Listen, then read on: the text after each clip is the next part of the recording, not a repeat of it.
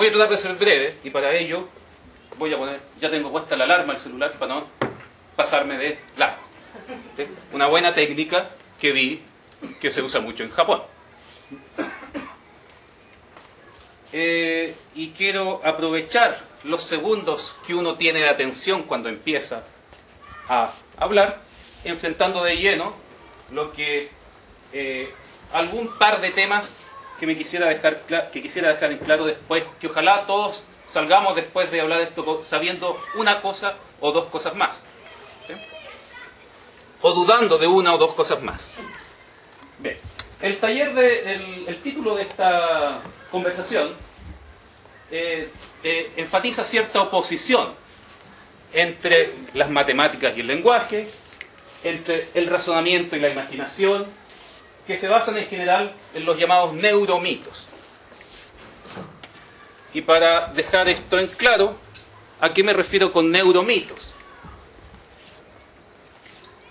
Existe una disciplina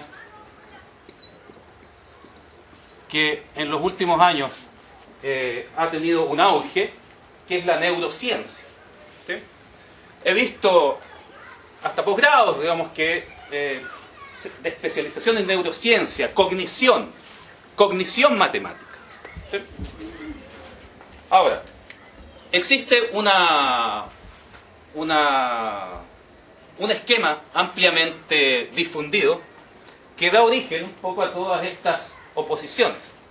Nuestro cerebro tiene dos hemisferios, el hemisferio derecho y el hemisferio izquierdo. Uno está a la derecha y el otro está a la izquierda. En general, el hemisferio derecho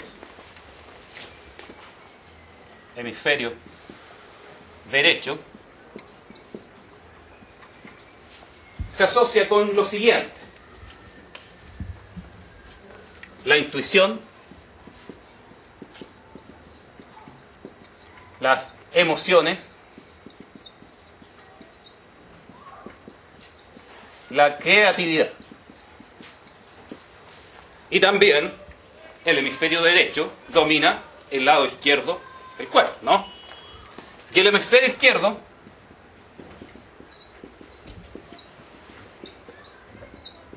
se asocia con la racionalidad,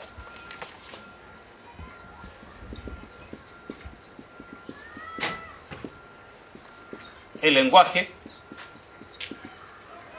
y las matemáticas, ¿no? Así, por ejemplo, alguien que aspira a ser un ingeniero, un científico, tiene cierta tendencia a usar más su hemisferio racional, ¿no? Y alguien que tiende a ser un artista, un creador, un músico, tiene más tendencia a usar su parte emocional y creativa. Bueno,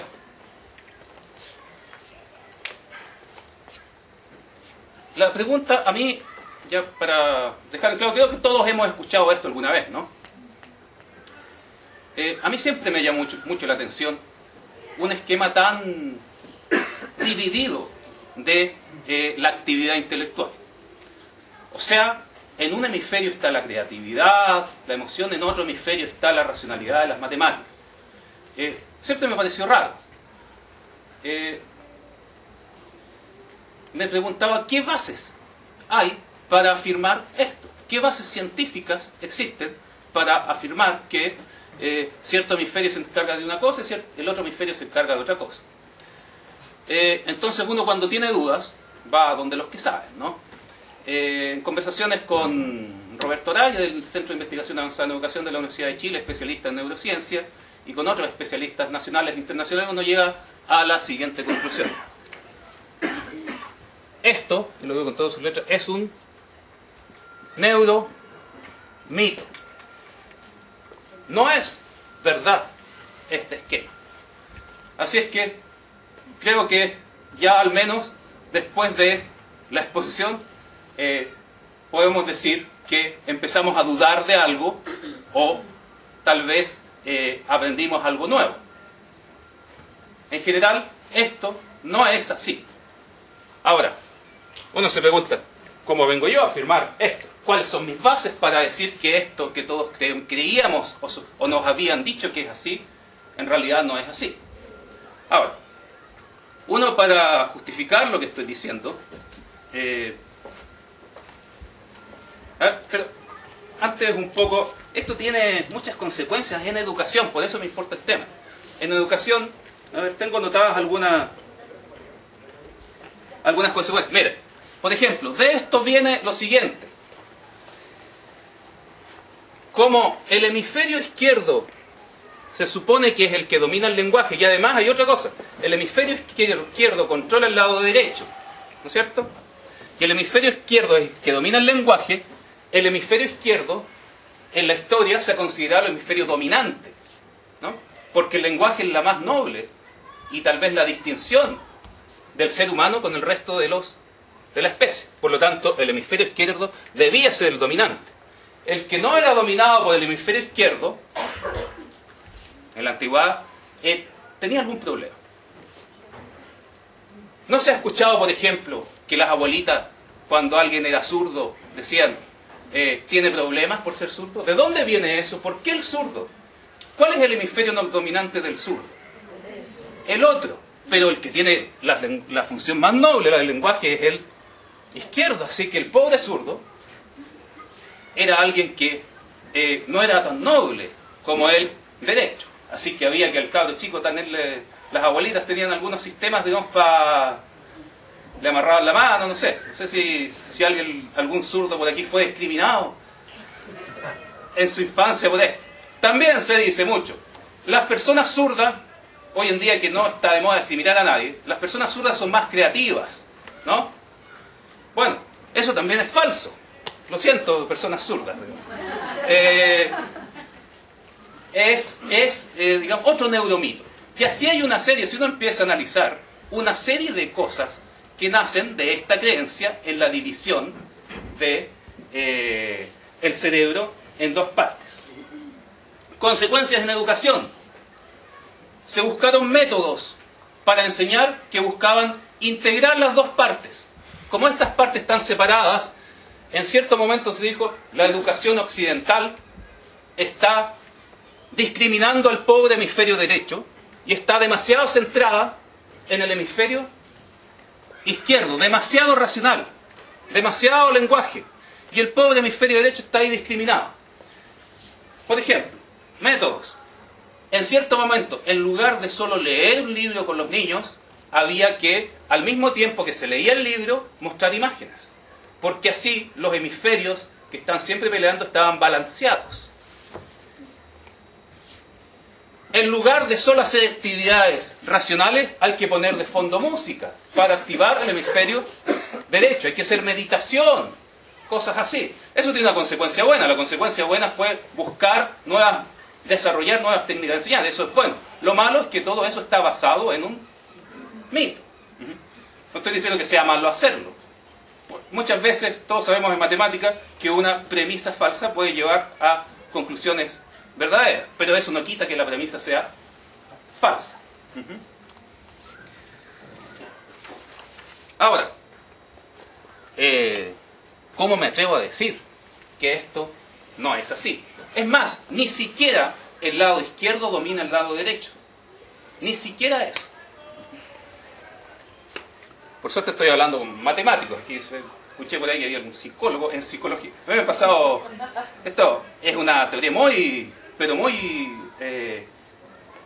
afianzada, sobre todo en psicología, ¿no? Eso se enseña. De hecho, el otro día nomás me pasó una talla en la universidad, estaba enseñando a alumnos que tenían al mismo tiempo un curso de psicología, y en psicología les están enseñando que esto era así.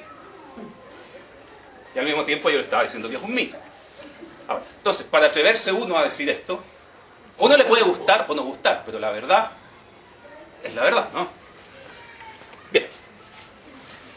La pregunta es, ¿cómo se llegó a creer eso?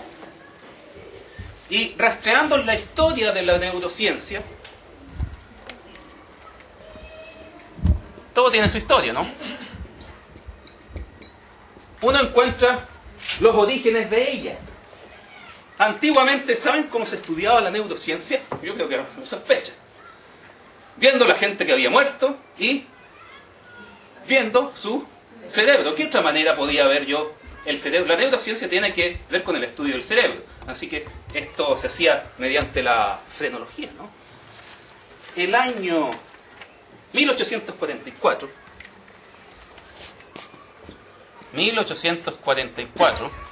un señor abrió 20 muertos, los cuales les investigó el cerebro. Y estos 20 muertos tenían problemas de lenguaje. Y en esas personas detectó que tenían lesiones en el hemisferio derecho. Por lo tanto, ¿sí? Se empezó esto. El lenguaje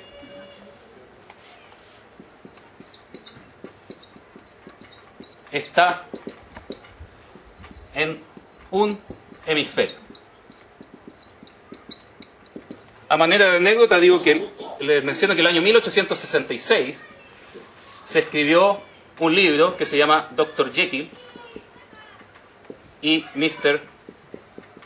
Hyde, que está un poco basado en ese mito, que tenemos un cerebro doble, una dualidad en nuestro cerebro. Entonces estaba el Dr. Jekyll y Mr. Hyde, escrito por Stevenson, que aparte de este descubrimiento dio otro refuerzo, digamos, al asunto.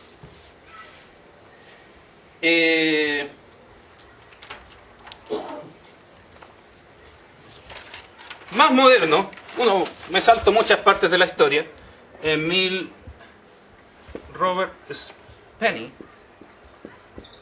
psicólogo, premio Nobel en 1981, desarrollaba una serie de experimentos muy ingeniosos que demostraban esto, que el hemisferio izquierdo domina la parte derecha y que el hemisferio derecho domina la parte izquierda. En particular, que el lenguaje está en el hemisferio izquierdo. Ahora, uno se pregunta, ¿será cierto esto?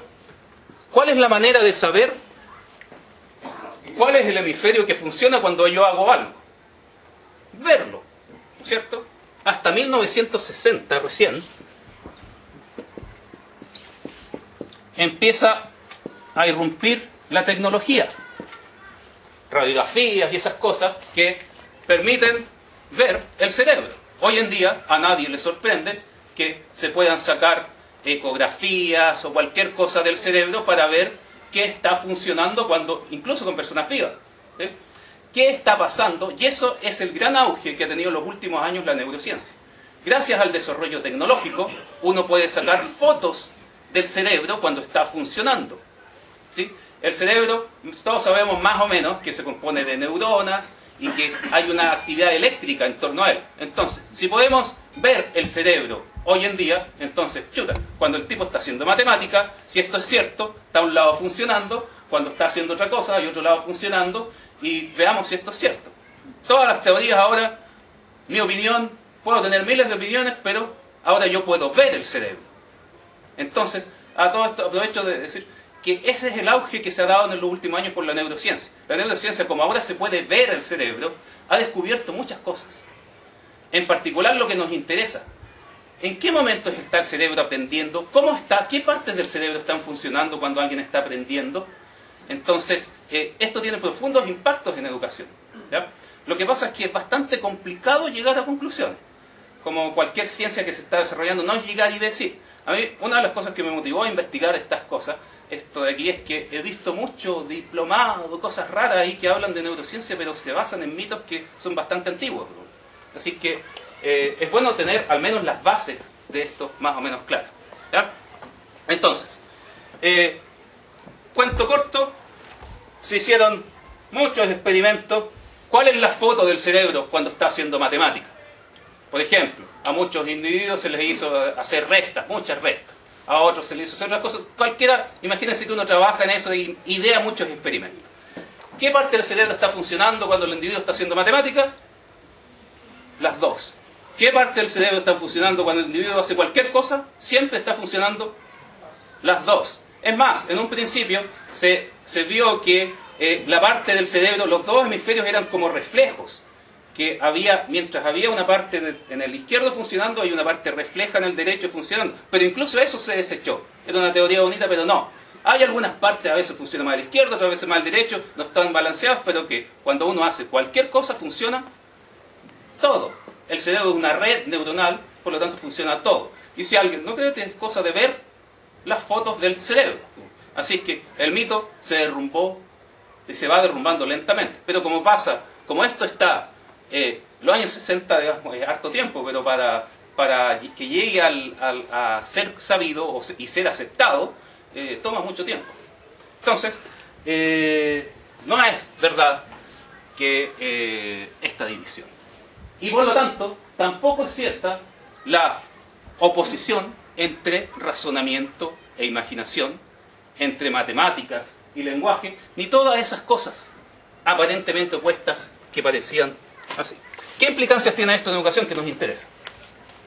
Ahora, como hay neuromitos, uno quisiera ser un poco más positivo y decir qué cosas no son mitos. En vez de destruir, uno podría construir un poquito, ¿no? ¿Qué cosa no es mito?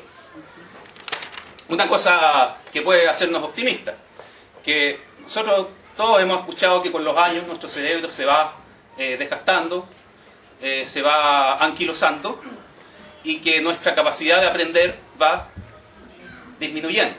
Bueno, se ha visto con estas cosas que el cerebro tiene una propiedad que se llama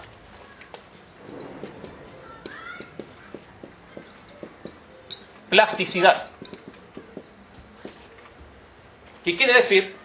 Que la capacidad de aprendizaje no disminuye con los años. Otra cosa es que yo use eso como excusa para no aprender. Como ya tengo mis años, no voy a poder aprender, así que mejor ni estudio. Mejor ni leo a mis años. Eso es otra cosa. Pero la plasticidad cerebral se mantiene y el cerebro se modifica siempre. Siempre está cambiando. Así es que, adiós con esas cosas. Si no quiero aprender es porque no quiero. No porque no puedo. Otra cosa,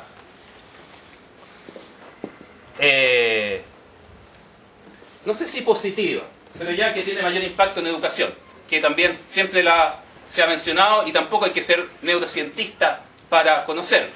El asunto de la hora pedagógica. Es que esto es una cosa que hay que repetir en todas partes.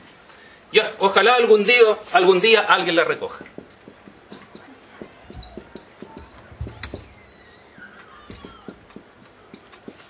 ¿Cuánto dura una hora pedagógica? 45 minutos. Ahora, uno se pregunta, ¿por qué se llama así? ¿Por qué la hora pedagógica es pedagógica? Bueno, la hora pedagógica, como todos bien sabemos, tiene esa duración. ¿Por qué la hora pedagógica es más corta que la hora normal? Eso tiene que ver, como todos bien podemos saber, con la capacidad, el tiempo de concentración que puede tener cada persona, ¿no?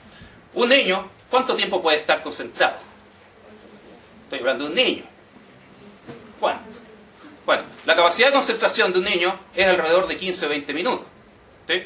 Pero si yo soy un profesor, pero muy capo, y logro captar la atención del niño, lo voy a tener a lo más trabajando, concentrado por 20 a 25 minutos. Los 45 minutos de la hora pedagógica incluyen obviamente el manejo de la clase, la pasada de lista, el término de la clase, todo eso. Así que la hora pedagógica, 45 minutos, la hora pedagógica dura eso por una cuestión. Esto ha sido confirmado ampliamente por los experimentos y repito, uno no tiene para qué ser neurocientista para darse cuenta que un niño no puede estar concentrado por más tiempo tampoco. Es cosa entrar en una sala, ¿no? Entonces, a todo esto siempre también menciono, ¿cuánto sube la capacidad de concentración de un niño a un adulto? Creo que aquí ya vemos adultos. De la hora pedagógica de 45 minutos que ven entre los niños a un adulto, ¿cuánto es? ¿Cuánto sube? A 50. De verdad, a 50. No sube mucho. Así es que tampoco un adulto va a estar mucho tiempo, porque no puede estar muy concentrado. Ahora, ¿qué implicaciones en educación tiene esto? Si uno hace una clase de más de 45 minutos, está realizando un acto antipedagógico. Lo dice su nombre. Hora pedagógico, ¿cuánto es? 45 minutos. ¿Qué es lo no pedagógico? Lo antipedagógico. Es decir, todos los días, aquí profesores, todos nosotros, de hecho ahora, vamos a pasar de largo los 45 minutos para a propósito de hacer algo antipedagógico, hacemos actos antipedagógicos. ¿Sí? ¿Qué pasa en Japón, en Singapur, en Finlandia? Ejemplos que conozco muy bien. ¿Cómo son las clases en Japón? Dirán. Estos países que les vamos, que los japoneses son muy capos, los niños están muy ordenados, la cuestión, ¿qué técnicas más avanzadas deben aplicar ahí? Bueno, fíjense que aplican una técnica demasiado avanzada, que es la siguiente. Las clases empiezan así. Pongamos a las 8:15, empieza la clase, suena el timbre, llega el profesor, tiene que ordenar a los alumnos porque son desordenados en todas partes, y a los 40 minutos suena el timbre, y ellos no hacen la clase 40 minutos, 45 minutos, la hacen de 40. En todos esos países hacen una clase de 40 minutos y después recreo, 10 minutos. Después del recreo de 10 minutos, otra clase de 40 minutos y después de recreo. A mí me ha sorprendido mucho que se ha estudiado mucho que Japón, que Singapur, que el método Singapur, que no sé qué cosa, pero no se enfatiza que las clases allá duran 40 minutos. Uno dirá, porque a veces uno dice, ¿cómo? Jamás vamos a cambiar esto de las clases de 90 minutos, una tradición, uno no se acuerda, uno mismo tuvo clases de 90 minutos, esto no va a cambiar, está aquí desvariando. Oiga, vaya a otro país, vea cómo son las clases ahí. Las clases duran 40 minutos y recreo. Pero esto es impracticable, no es impracticable. Los países que tienen éxito lo hacen así. ¿Y por qué lo hacen así? ¿Porque se les ocurrió? No, porque si no, están haciendo algo antipedagógico. O sea, es bastante obvio el tema. ¿Por qué no se hace? No me pregunten a mí. Es más, hace poco, después de una de estas... A ver, si nos metemos más seriamente en el tema, ¿por qué no se hace? ¿Por qué no se hace? Hay motivos administrativos para que no se haga, ¿no es cierto? Cuesta justificar horas y cosas así. ¿Cómo lo hacen los japoneses para justificar sus horas? ¿O a ellos los dejan hacer lo que quieran en clase? ¿No tienen un Ministerio de Educación que los está molestando? ¿No tienen que hacer planificaciones? ¿No tienen que hacer eso? Que son relajados. Fíjense que los japoneses trabajan como chinos. Trabajan tanto como cualquier profesor. Así que, bueno, los japoneses, los singapureses, todo eso, encontraron la manera de hacerlo. Y es cosa de preguntarles para ver cómo lo hacen. Yo cuento como a manera de anécdota, el otro día, hace como 3 semanas, después de esto, dos profesoras de una escuela que lo mencioné aquí en Talcahuano, en San Pedro, perdón, quedaron muy entusiasmadas con hacer esto y fueron a su escuela y llegaron y estaban haciendo las clases los 90 minutos y a los 40 minutos les daban recreo a los niños. Y los niños salían y después entraban y seguían su clase y decían que fue fantástico, los niños aprendían más, porque los niños realmente cuando están atentos aprenden más, tienen más recreo, están más atentos, el asunto, pero me dice, profesor, nosotros tenemos caleta de problemas. Primero el inspector, cómo los niños están afuera, si están en clase, y no solo eso, el inspector, fíjense que no era su peor problema eran los propios colegas, que decían, oye, este profe está puro sacando la vuelta. Estos profes, claro, se creyeron un cuento, están puro vendiéndolo aquí, miren, se pasan en recreo con los niños. ¿Sí? Entonces, hay toda una maquinaria. Ahora también es criticable, digamos, uno no puede llegar y hacer las cosas, tiene que explicarle a los demás qué está haciendo. Entonces, tampoco es tan así que se le echó el mundo encima. Si uno hace algo, tiene que darse el trabajo de explicarlo. Entonces, me dice, ¿qué hacemos? ¿Seguimos con nuestra cruzada por hacer las clases de 40 minutos o no lo sé? Realmente la respuesta es que van a tener muchos problemas, así que ahí vean nomás lo que se puede. Es muy difícil hacerlo, ¿sí? Pero, ¿cuál es el otro extremo? Y esto seguramente suena familiar a todos. ¿Qué pasa en las clases de 90 minutos? Nosotros hacemos un acto en el cual están los niños sentados, tal vez ordenados, pero nosotros sabemos que no están aprendiendo. Ellos saben que no están aprendiendo, pero igual lo hacemos. Y eso, si fuera una vez, no sería nada, pero lo hacemos todos los días, semana tras semana. Yo espero que en algún momento se llegue a desarrollar la educación de manera que se adopte simplemente, yo no digo que se traigan pizarras digitales o que que haga una gran inversión en educación. Uno puede decir, siempre lo pongo así. La gran medida en educación debería ser que en todos los colegios, se le quiten horas de clases y haya más recreos. Más recreos. Y ojo, ¿cómo lo hacen los japoneses? Para los japoneses, el recreo es parte de la educación. En el recreo, los profesores japoneses están haciendo clases.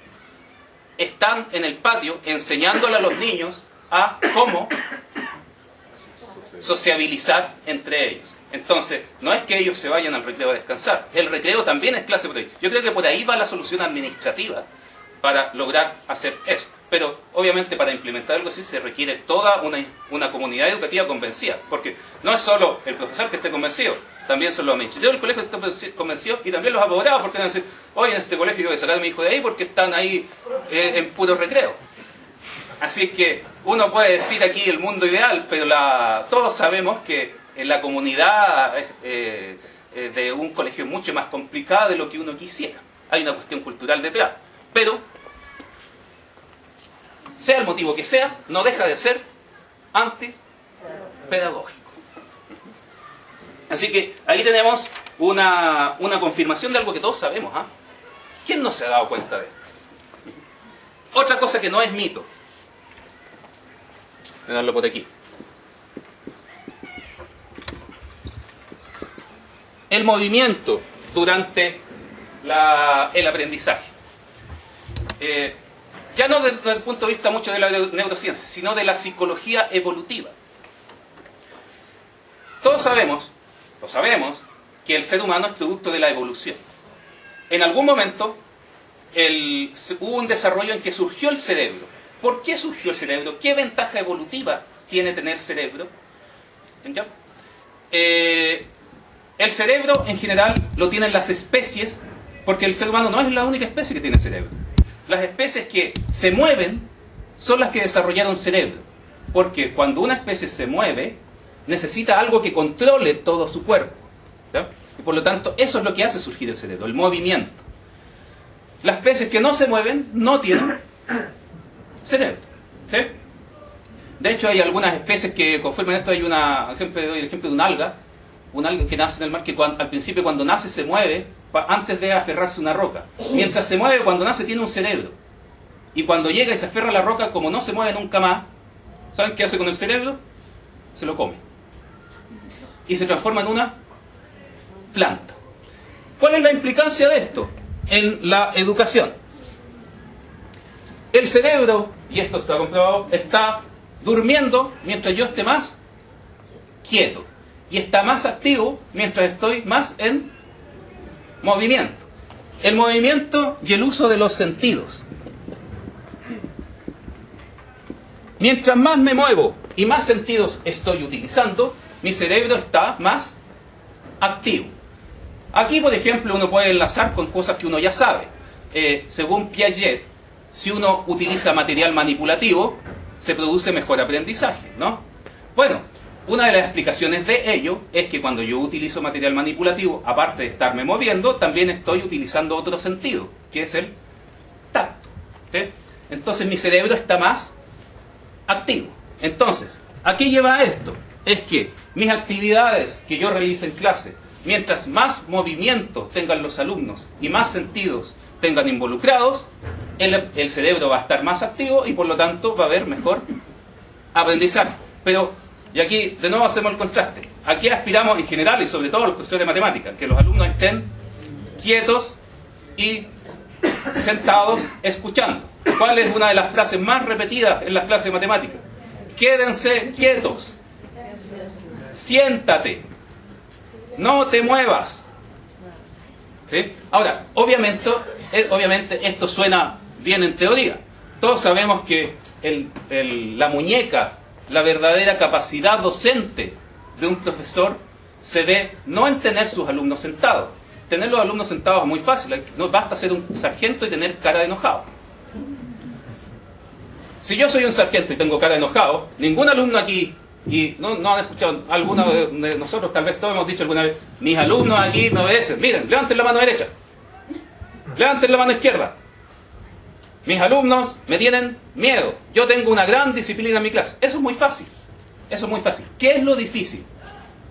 Donde se ve la muñeca del docente, en permitirles algo de libertad, pero mantenerlos dentro de cierta disciplina. Ahí se ve la muñeca del docente, ahí se ve quién sabe dominar realmente el grupo. No es el que tiene a todo ordenado, sino el que permite el movimiento, permite que sus alumnos se muevan, pero aún así mantiene la coherencia de sus actividades. Entonces, el docente se ve ahí. Lo otro lo puede hacer hasta un sargento. ¿Sí? Entonces, demos a nuestras clases más movimiento, involucremos más sentidos. Otra cosa que yo creo que ya todos sabíamos. Con respecto al lenguaje, están las matemáticas y está el lenguaje. El alumno que es bueno para las matemáticas, malo para el lenguaje. Y el alumno que es bueno para el lenguaje, no le gustan las matemáticas. ¿En qué momento surge la capacidad del ser humano, del hombre, que es la única especie que hace matemáticas y la única especie que hace lenguaje? Son dos cosas que distinguen al ser humano. ¿Sí? De acuerdo a los últimos desarrollos de la psicología evolutiva, las matemáticas y el lenguaje tienen exactamente el mismo origen. Y el origen es, lo digo en pocas palabras, la capacidad de imaginar el futuro y ponerse en varios casos. Lo voy a poner eso para clarificarlo voy a hablar un poco de lenguaje mejor, en vez de matemática. Una cosa es lenguaje, es comunicarse, y otra cosa es el desarrollo de un lenguaje complejo, ¿no? De expresar ideas complejas. Todos sabemos que la capacidad de comunicarse y el lenguaje no son cosas idénticas. Uno puede comunicarse con lenguaje corporal, por ejemplo, con un guiño, con algunas cosas. De hecho, cuando se está empezando a desarrollar el lenguaje, los niños casi no hablan. Los niños chicos dicen, por ejemplo, si un niño chico está en su casa, está su abuelita, su mamá y todo ahí, más encima hijo único, nieto único, todo, y quiere que le pasen esa botella, ¿qué hace el niño? ¿Qué lenguaje estaba comunicándose? Y ahí la abuelita corre, ¡ay, mi niño quiere la...! Todos corren a pasarle lo que él quiere, ¿no? Pero el lenguaje en sí, la capacidad de expresar ideas, es algo más que eso. El lenguaje, como una cosa más compleja, nace de esta capacidad. Por ejemplo, para comunicar un cavernícola, para comunicar a otro que 1 kilómetro más allá hay una manada de mamut y vamos a cazarlo. Le puede decir, mamut allá, una cosa así. Bien básico. Pero ¿qué pasa si esa manada de mamut ayer en el mismo lugar había unos tigres? Y resulta que ahí hay una manada de mamuts, pero si tú vas, es muy posible que los tigres que estaban ayer hoy también estén. Así que no conviene ir. Eso es ponerse en un caso hipotético. La capacidad del ser humano de, tal vez si yo hago esto, va a pasar esto otro, a eso me refiero con esa capacidad, se desarrolla antes que las matemáticas y que el lenguaje. ¿Sí? Y esa es una gran ventaja evolutiva. La capacidad de planificar no es la misma capacidad que la capacidad de comunicarse, ¿no? La capacidad de hacer planes y decir, a ver, si pasa esto y yo hago esto, a lo mejor va a pasar esto otro. Estoy imaginando cosas. Eso no ha pasado, pero yo en mi mente lo veo. Esa capacidad es una gran ventaja evolutiva del ser humano y después, como consecuencia, esto da origen a las matemáticas y el lenguaje. Pero la misma cosa da origen a las dos. Por lo tanto, la matemática y el lenguaje tienen exactamente el mismo origen. Ahora, ¿qué tiene esto como consecuencia en la educación? Mucho se dice hoy en día, mis alumnos tienen problemas de comprensión lectora. ¿Sí? Y aquí que la mayoría es profesor de matemáticas, aunque signos de básica es de todo, se ha comprobado que la gran culpable de los problemas de comprensión lectora de los niños son las clases de matemática. Las clases de matemática son las que causan los problemas de comprensión lectora. ¿Sí? Ahora uno se dice, ¿pero y por qué? ¿Qué culpa tengo yo? Cuando en realidad yo soy el que me quejo de los problemas de comprensión lectora. O sea, digo, yo soy el profe de matemáticas. Cuando va mi alumno a dar la prueba Simpson y les sale, Pedrito tenía 3 pastillas y luego le regalaron 2 más. ¿Cuántas pastillas tiene Pedrito? Y mi alumno lo tiene malo. Y cuando yo le pregunto ¿cuánto 3 más 2? Él responde 5. Pero cuando le ponen un problema con enunciado, lo tiene malo. Eso no es culpa mía, es culpa del profe de lenguaje. No, es culpa mía. Es culpa mía. ¿Por qué? Y aquí hay un ejemplo. ¿Cómo hacemos las clases de matemática? ¿Qué escribimos en la pizarra en las clases de matemática? ¿Escribimos en prosa de izquierda a derecha y de arriba hacia abajo ideas hiladas? ¿O escribimos, por ejemplo, cuando enseñamos geometría y tenemos un problema, tenemos que este vale 30, este vale X y este vale 2X? En el mismo mono empezamos a hablar, bla, bla, bla, bla, bla, bla. Decimos, este vale 30, este vale X y este vale 2X, entonces 30 más X más 2X es igual a 180. Y después, por lo tanto, despejamos. 3X es igual a 150, X es igual a 50. ¿Qué hay en la pizarra? Eso es una oración, se lee. Si alguien llega, no estuvo en la clase y llegó de afuera así y vino a ver aquí, ¿qué pasó aquí? Y ve esto. ¿Entiende siquiera algo de lo que pasó aquí? No. Entonces, ¿cómo pretendemos que los alumnos sepan leer en matemáticas si nosotros cuando hacemos clases no les escribimos párrafos como se les escribe el lenguaje? ¿Cómo se expresa el lenguaje? En prosa, de izquierda a derecha y de arriba hacia abajo. ¿Por qué la matemática, la clase de matemática es distinta? ¿Acaso en matemática se habla distinto? ¿En matemática no se habla? ¿Dónde me enseñan a hablar distinto? En matemática. Por lo tanto, repito, eso es uno de los grandes motivos por los cuales no le echemos la culpa al profe de lenguaje. La culpa la tenemos nosotros. Es más, ¿no se han dado cuenta que en los libros en los que se enseña lenguaje, muchas veces para enseñar comprensión lectora se ponen problemas de matemática para que los alumnos mejoren su comprensión lectora? Bueno, otro indicio, donde se enseña a leer realmente es en las clases de matemáticas. Matemáticas versus lenguaje, no. La tarea principal, y cuesta más de lo que uno cree. ¿Cómo uno va a hacer la clase y escribir en matemática? ¿Cómo uno escribe en prosa en matemática? Por ejemplo, 30 más X más 2X es igual a 180. ¿Cómo llegué de esto aquí? Uno tendría que escribir paso a paso, explicando. ¿Qué es lo que hay que tener para lograr escribir todo eso? Mucha paciencia. ¿No? Sí, mucha paciencia. También dominio sobre los alumnos para que, mientras yo escribo, ellos no se desordenen o escriban. Ahora, no es tan terrible que ellos se desordenen en un pequeño recreo de repente. ¿Sí? Pero hay que tener paciencia, ¿no? Y ahora voy a hacer esto. ¿Sí? Pero hay que escribir. Uno muchas veces se conforma con hablar, decir. ¿Sí? Pero eso todos sabemos que no basta. Todos sabemos que lo que escuchamos después se va. ¿Es cierto que el cerebro funciona aparte un hemisferio derecho y un hemisferio izquierdo y que cada uno tiene una función particular? No. No es cierto. El cerebro en general funciona de una manera integrada. Ahora, cuando uno se pone a pensar, bueno, repito, a mí desde siempre me pareció como muy burdo, muy... ¿Cómo va a ser eso de que uno... Todos sabemos que el ser humano es complejo. ¿Cómo va a ser eso que esté tan dividido? Bueno, efectivamente, no es así. No es así. ¿La matemática y el lenguaje son opuestas? No. Una afecta a la otra. Y la que más daño le está haciendo en este momento a la enseñanza del lenguaje es la matemática. En matemática les estamos enseñando a los alumnos el no lenguaje.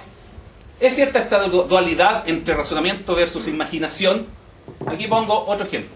Hace no tantos años se hizo un experimento muy amplio que involucraba 3 países, Inglaterra, Japón y Estados Unidos, creo, en el cual los resultados se conocieron hace como 10-15 años, pero a los niños de 4 años se les tomaron muchos test. Y 10 años después, cuando ya tenían 15, se les siguieron tomando test, un seguimiento por muchos años. Y una de las preguntas, es una cuestión gigantesca, pero una de las preguntas que se plantearon esto, a los niños de 4 años, que después a los 15 años eran buenos en matemáticas, ¿qué predijo? ¿Qué era lo que tenían a los 4 años para después, a los 15, ser buenos en matemáticas, entre comillas? ¿Sabían contar hasta números más grandes? ¿Sabían ya a los 4 años sumar, restar, multiplicar y dividir? ¿Eso fue lo que predijo el que fueran más capos en matemáticas a los 15? ¿Qué fue?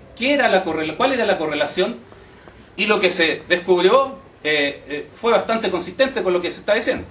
Se descubrió que los niños que eran capaces de hacer lo siguiente son los que eran capos para matemáticas. ¿Y qué es lo siguiente? Se les hizo un experimento que es muy típico a los niños chicos, que se les ponen unas láminas, no sé.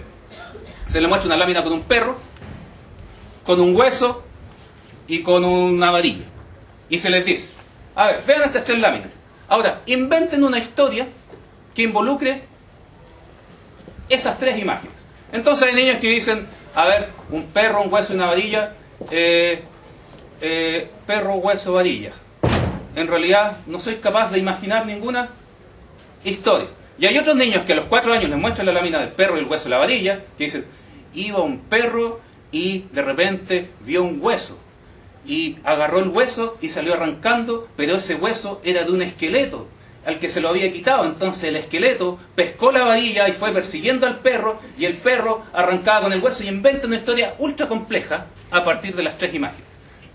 ¿Qué mide ese test? La capacidad de imaginar situaciones, la creatividad, ¿no? Bueno, los niños que eran capaces de inventar historias más complejas en ese test son los que después les va mejor en matemáticas. Los niños que sabían contar hasta números más grandes, eso no tenía absolutamente ninguna incidencia en su capacidad posterior para la matemática. Entonces, nuevamente estamos en lo mismo. ¿Qué es lo que predice la capacidad matemática? La capacidad de imaginar cosas, ponerse en distintas situaciones. Es que lo que está en concordancia con lo que estábamos diciendo.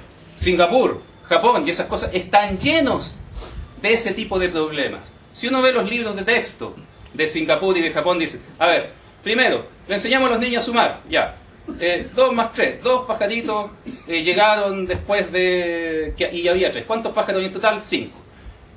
Pero una fase muy importante que sale al final en la mayoría de los textos y dice, a ver, miren, el título de la historia es 2 más 3 igual a 5.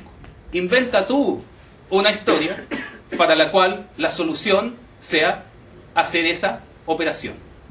Entonces, que los niños imaginen historias asociadas a problemas matemáticos.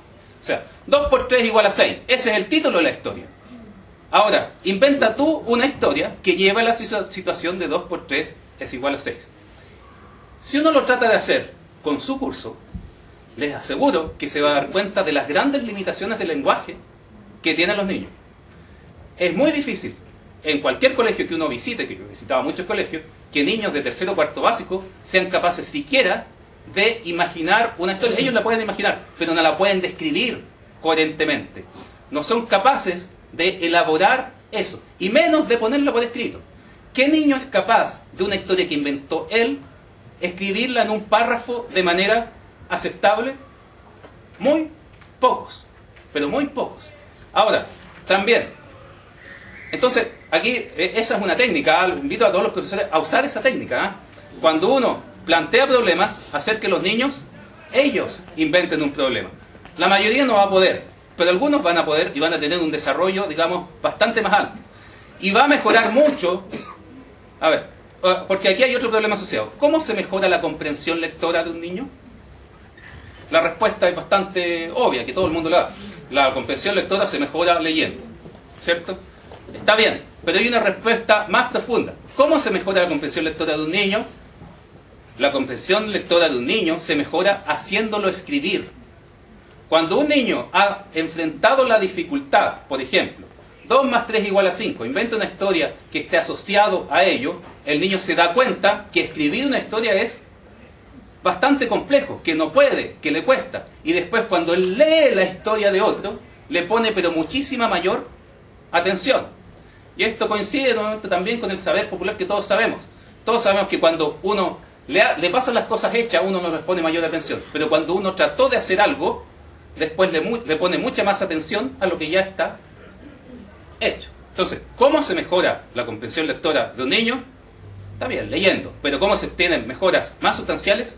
Haciéndolos escribir para que otros lean lo que ellos escribieron. Así es que esa es una técnica que da buenos resultados, por ejemplo, para subir puntaje Simpson.